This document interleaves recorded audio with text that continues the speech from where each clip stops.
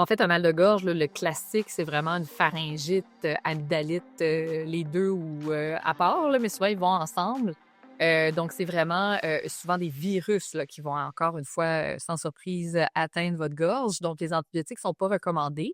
Mais si vous avez un mal de gorge isolé avec certains symptômes dont on va parler, il faut quand même penser à notre petite bactérie préférée qui est le streptocoque A ou streptocoque pyogénèse. Et les symptômes les plus fréquents, là, vraiment, c'est maux de gorge importants, douleurs en avalant, les ganglions sont sensibles dans le cou, on fait de la fièvre, on a l'inflammation des amygdales et du pharynx, ça fait mal.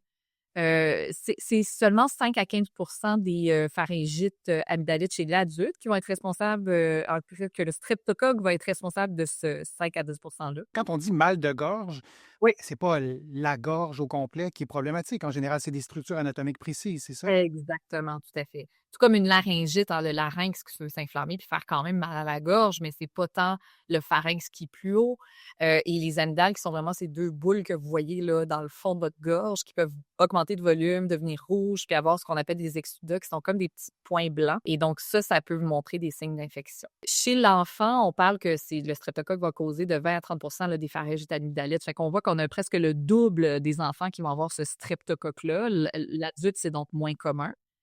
On a nos fameuses saisons, donc l'hiver, printemps, là, c'est là où le streptocoque frappe et c'est surtout entre l'âge de 3 à 15 ans qu'on va avoir l'infection. Donc quand je disais, c'est souvent vos enfants qui vont vous l'apporter. Normalement, d'un adulte à l'autre, c'est moins le mode de transmission. C'est souvent l'enfant qui va nous le donner. Puis, c'est ça. Puis on rappelle quand même que c'est souvent un virus, là, fait qu'il faut juste, penser puis faire un diagnostic différentiel aussi, puis penser que c'est pas nécessairement un streptocoque. Mais comment qu'on fait, dans le fond, en clinique pour voir est-ce que j'aurais peut-être un streptocoque dans la gorge? Bien, on a un long coton-tige qu'on peut aller en fait, on va venir, frotter justement vos amygdales, le pharynx et tout ça pour voir est-ce que vous avez cette bactérie-là dans votre gorge et en moins de 5 minutes, ce test qui est on appelle ça le strep test rapide, nous donne le résultat si oui ou non vous avez un streptocoque A positif. On peut aussi faire une culture de gorge. Ça aussi, c'est un long coton-tige, mais qui va permettre vraiment d'aller détecter exactement quelle bactérie se retrouve dans votre gorge parce que le test rapide pour le streptocoque en bureau est seulement pour le streptocoque A.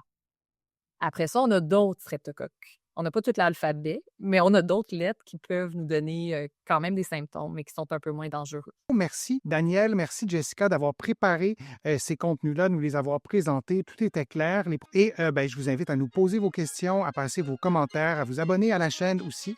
Ça me fait toujours plaisir de lire vos commentaires et je vous dis à une prochaine fois Daniel et Jessica et un prochain direct, à une prochaine vidéo. Merci, au revoir.